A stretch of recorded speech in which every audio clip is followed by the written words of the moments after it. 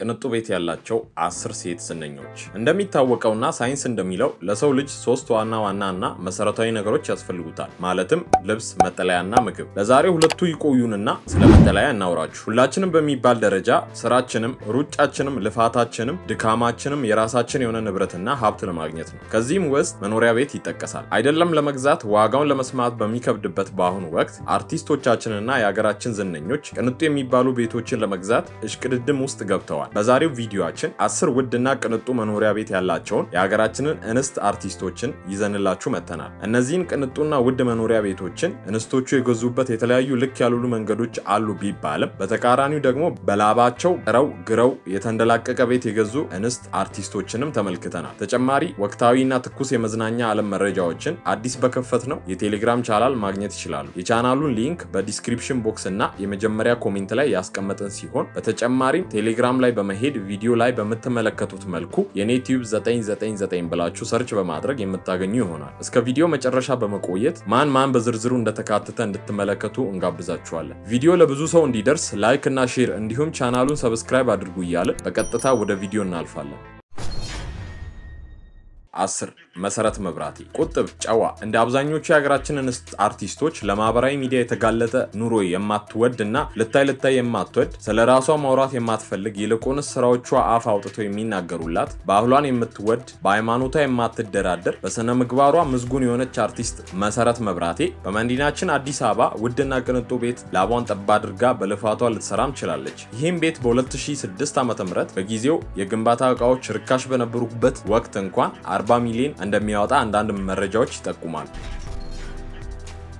9 እፀይወት አበበ። አልፎ ተናፍቃ የምትገኝ አርቲስት ናት። ስክሪፕትም መርጣ ትቀበላለች። አዲስ አበባ ጣሊያን ሰፈር የተወለደችውና ቦሌ መድኃኔዓለም አካባቢ ከካልዲስ ኮፊ ወረድ ብሎ የሚገኘው ዘመግ የተሰኘ ሬስቶራንት ባለቤት የሆነችው እፀይወት በ16 ዓመቷ ሞዴሊንግ በመጀመር በኋላም ኢን ዘ ሃውስ በተሰኘ የጆሲ ሙዚቃ የኪነ ጥበቡን ዓለም ተቀላቅላለች። ከዚህ በፊት 2 ትዳር የነበራት ሲሆን ስትፋታም የተካፈለችው ንብረት የሀብቷ ምንጭ እንደሆነ ብዙዎች ይጠቅሳሉ። ታዲያ ከዚህ ከቱጃሩ ባለቤቷ ጋር እኩል የተካፈለችው በርካታ ሚሊዮን ብሮችና ራሷን በትወናና በሞዴሊንግ ሰርታ ባመጣችው ሀብት መሃል አዲስ አበባ ውድና ቅንጡ ቤት ውስጥ ከ2 ልጆቿ ጋር ሰላማዊ ኑሮ እየኖረች ትገኛለች።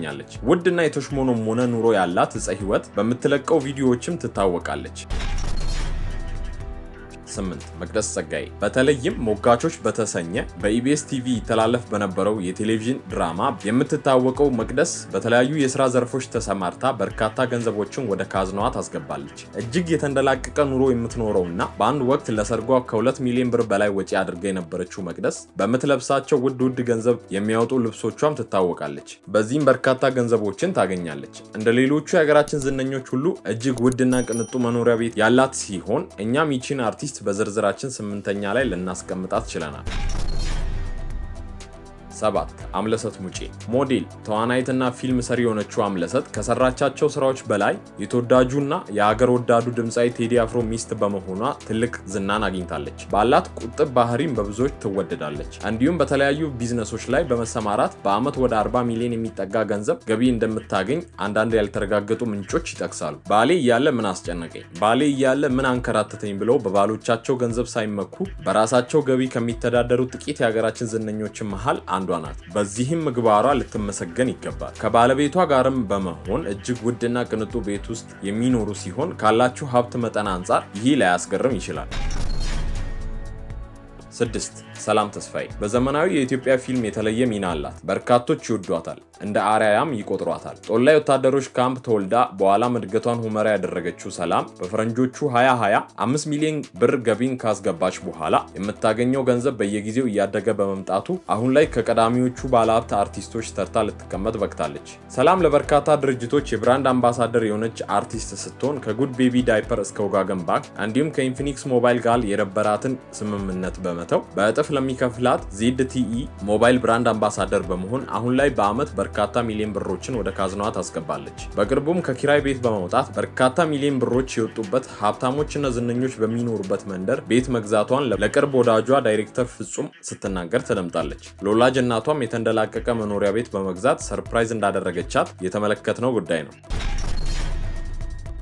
5 የትናየት ታምሩ በጥቂት ሀገርኛ ፊልሞች ላይ የምናውቃትና ለወላጆቿ ብቸኛ ልጅ በመሆን በብዙ ፍቅር ያደገችው የትናየት ወይንም በቤተሰቦቿ አጠራር ሚሚ ቅንጡ ቤት ካላቸው የሀገራችን አርቲስቶች ትመደባለች። የትናየት እጅግ ጠንካራ ሰራተኛና የሚያስገርም በራስ መተማመን ያላት ሴት ስትሆን ለተፈጥሮ ልዩ ፍቅር እንዳላት ትናገራለች። ከ60 ሚሊዮን ብር በላይ ባወጣችበትና በ16 ካሜራዎች በሚጠበቀው የተንደላቀቀ መኖሪያ ቤቷም በርካታ የእጽዋት አይነቶች በእንክብካቤ ተይዘው ይገኛሉ። ለብዙዎች ስራ ፈጣሪም ጭምር የሆነችው የቲ ትርፍ ጊዜያን የምታሳልፈው ከነዚህ እጽዋት ጋር በመነጋገር ነው። 4 ዳናይት መኩ በጭራሽ ዝነኛ የመሆን ሐሳቡም ሆነ ፍላጎቱም ያልነበራት ዳናይት እንደ ማንኛውም ሰው ህይወቷን በመብራት ላይ ሳለች በአጋጣሚ ቃና ቴሌቪዥን በመቀላቀል በአጭር ጊዜ ውስጥ ተወዳጅነትንና ዝናን ልታካብት ችላለች። በተጨማሪም ዝነኝነታቸውን በመጠቀም በርካታ ሀብት ካፈሩት መሃልም የሃሽታግ ታይሟ ዳናይት ትጠቀሳለች። ከሀብት ምንጮቿ መሃል ለተለያዩ ድርጅቶች አምባሳደርና የብራንድ አምባሳደር በመሆን የምታገኘው በሚሊዮን የሚቆጠሩ ገንዘብ ዋነኛው ነው። በአመት ወደ 50 ሚሊዮን የሚጠጋ ብርም ወደ ካዝናዋ እንደምታስገባ አንዳንድ ያልተረጋገጡ ምንጮች ይጠቅሳሉ። ታዲያ በአንድ ትልቅ በሀገራችን ሚዲያ ዝግጅት ላይ እንደታየው ከሆነ ለአይን የሚስብ ውብ እንዲሁም ውድና ቅንጡ ቤት እንዳላት ሁላችንም አይተናል። 3 ሃይማኖት ግርማ በተለይም በዘጠናዎቹ ሙዚቃዎች በይበልጥ የምትታወቀው ሃይሚ ከዚራ አልሰጥም አስማሉ እንዲሁም ኮማይሬ በተሰኙ ሙዚቃዎች በሁላችንም ልብ ውስጥ እስከ ዛሬዋ ዕለት በደማቅ ቀለም ተጽፋ ትገኛለች። ከድምጿ በተጨማሪ ልብ በሚሰርቀው አይኖቿና ሀዘንን በሚያስረሳው ሳቆቿ በአድናቂዎቿ ዘንድ ትታወቃለች። ለበርካታ ዓመታት ለፍታ ጥራ ግራ ባፈራችው ሀብትም በመሃል አዲስ አበባ በምትመለከቱት መልኩ ይህን የመሰለ የተንደላቀቀ ቤት ባለቤትም ናት። መኖሪያ ቤቷም ውስጥ ስቱዲዮ ያላት ሲሆን ለአዋፋትም የተለየ ፍቅር አላት። በዚህም በቁጥር ትንሽ ከማይባሉ ዘመድ ቤተሰቦቿ ጋር በደስታ ትኖራለች። 2 ሜላት ነብዩ በአጭር ጊዜ ውስጥ እውቅናን፣ ዝናን፣ ታዋቂነትን እንዲሁም ሀብት ልታካብት የቻለችው ሜላት ቅንጡና በውድ ዕቃዎች የተንበሻበሸው መኖሪያ ቤት በተጨማሪ አንዳች የስዕል አውደ ርዕይ የሚመስለው የቤቷ ግድግዳ ላይ ያሉት ስዕሎች የልጅነት የስዕል ፍቅሯን እንደሚያሳዩ ትናገራለች። ይህ ቤቷ እጅጉኑ ያምራል፣ እጅን በአፍም ያስጭናል። ንጣቱና በውድ ዕቃዎች ከማሸብረቁ አንጻር በእግር እንኳን ለመርገጥ ያሳሳል። በርካታ የባህልና ዘመናዊ ልብሶች ያጌጠውና በውድ የመዋቢያ ዕቃዎች ያሸበረቀው መኝታ ቤቷ ወይ ጉድ ያስብላል። እኛም ይሄን የሜላትን ቤት ሁለተኛ ደረጃ ላይ አስቀምጠነዋል።